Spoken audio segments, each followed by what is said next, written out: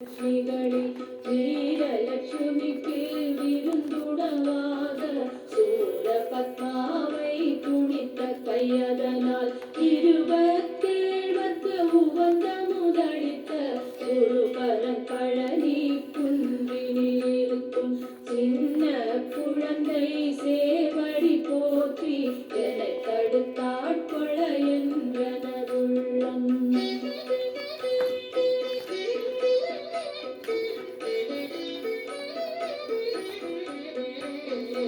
தேவியவடி உறும் வேலவா போற்றி தேவர்கள் சேனாபதியே போற்றி புறமகள் மனமகள் போரே போற்றி திறமைகள்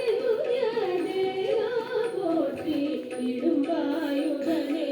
இடும்பா போற்றி கடம்பா போற்றி கந்தா போற்றி வெற்றி